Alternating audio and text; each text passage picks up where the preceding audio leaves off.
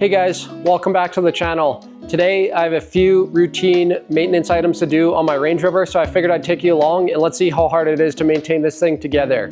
My name is Jeremy, this is Region Automotive, and let's get to work.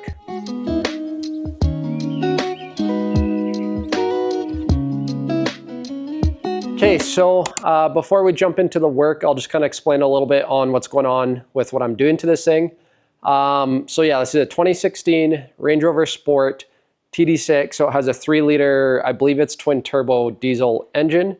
And yeah, I'm doing a few maintenance things on it. So first I'm doing the oil change, then I'm gonna do the air filter, and then there's a couple things that I wanna check once I'm under the hood. I'll show you guys in a sec. I wanna check just to see if I have any future maintenance items coming up. So with that being said, let's lift it up and jump right into the oil change and see if it's any different than a regular non-luxury vehicle. So our first different thing here, when you lift air suspension vehicles, you have to lock out the air suspension so it doesn't try to adjust while it's being lifted. To do so on this one, you just put it to the lower mode and then you hold it for a few seconds until it's locked there. So suspension is locked at access height, so we're now in the lifting mode. So I figured I'd just quickly show you my parts here, supplies I guess, before I show you the next different thing to drain it. So yeah, my specific one, it's a diesel like I said earlier. Normally you should use 5W30 and it has to have low ash or something to protect the DPF filter, but mine is actually deleted, so I don't, like, the DPF filter's been hollowed out. So I'm not too worried about that. So I'm just going to use Shell Rotella T6 5W40. This is really good diesel oil, so I'm using that. And then I also got a tip from a pretty experienced mechanic to use this liquid moly Ceratec for every oil change, and that really helps protect the engine. Then I just have a MAN oil filter and then MAN air filter. So the next different thing is if we're draining the oil, I don't have the proper drain tube thing, but this is an access port that goes down to the drain pan. So normally you'd stick a long tube down there and you'd actually suck the oil out from the top. But like I said, I don't have the equipment, so I'm just gonna lift it up. I'm gonna have to drop the skid shield or whatever, splash shield, and then there is a drain plug to drain it out. So I'm gonna do that instead. So we had a little bit of extra work here to get the big skid plate off there. Not too bad, it's just a handful of 15 millimeter bolts. And once we have that off, we have our drain plug exposed here, so that's pretty easy to get to. Really deep sump on this guy, which is interesting, and our drain plug's just a 13, so I'll go ahead and drain the oil there. Next up, now that we got all the oil drained out, we have our oil filter. Kind of a weird location in the middle of the engine there, but it's a cartridge filter. Just had to take off the top cover there.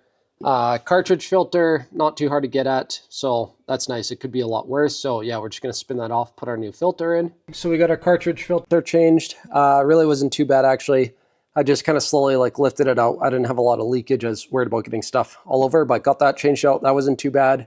Added the oil. This thing takes about, I've seen different resources saying 5.5 to 6 liters. So I added that full 5-liter jug, it's over there, of that Rotella.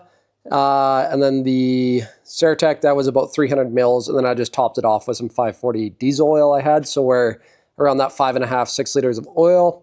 One annoying thing for me, which I really don't like about European cars, and you guys may agree or disagree, is there's no oil dipstick, so I can't physically check to see how full the oil is, so I have to go inside and check on the dash.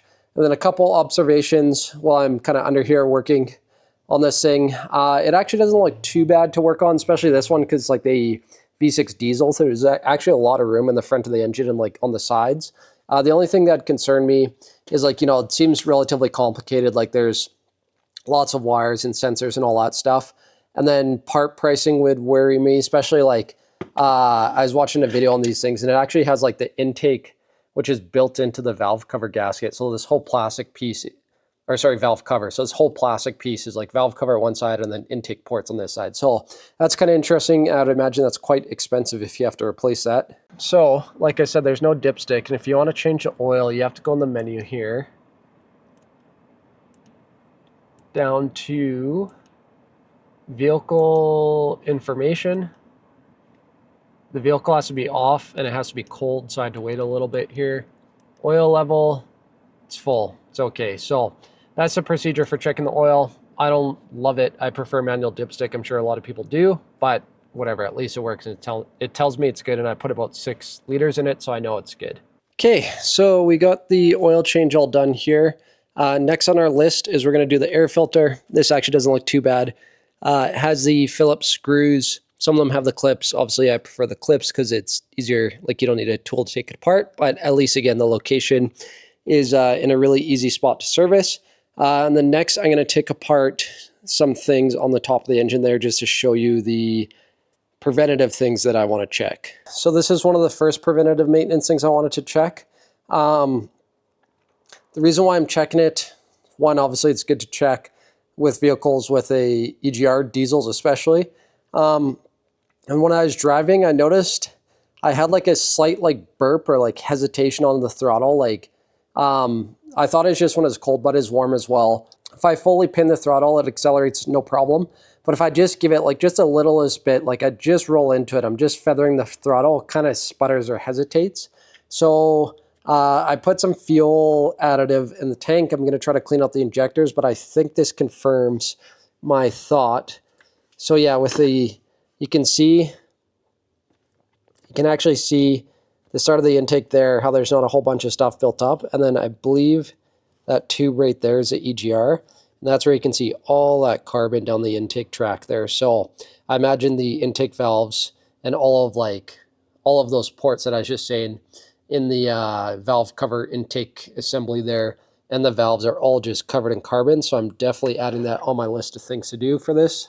So the last thing I wanted to show you, but it's kind of more effort than it's worth at this moment, is, believe it or not, I didn't believe it. These things actually have timing belts, not timing chains. So I was going to pull back the plastic cover here and just take a look at the condition of the belt. But regardless, it is on my list of things to do. And I checked the service interval. It's 180,000 kilometers or 7 years. This thing has 135,000 kilometers, but it is a 2016, so it's 9 years old now.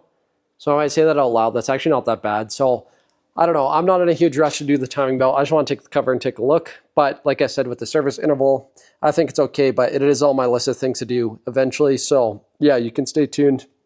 Look forward to that video coming out. I don't know exactly when it'll come out, but when I do it, I'll for sure document and show how easy or not easy it is to do the timing belt on one of these things. All right, guys, that's my video on catching up on the maintenance on my Range Rover. Overall, it wasn't too bad. I'd say it's definitely doable for the average DIYer. Things where I kind of, you know, had to remove some stuff with the skid plate there if you don't have that drain tool. Things are a little finicky with like, you know, changing the oil filter in the middle of the engine there. And then there's the Phillips screws for the air cover versus the regular clips. But overall, not too bad for the average DIYer. Let me know your guys' thoughts down below, and have a good day. Thanks, guys.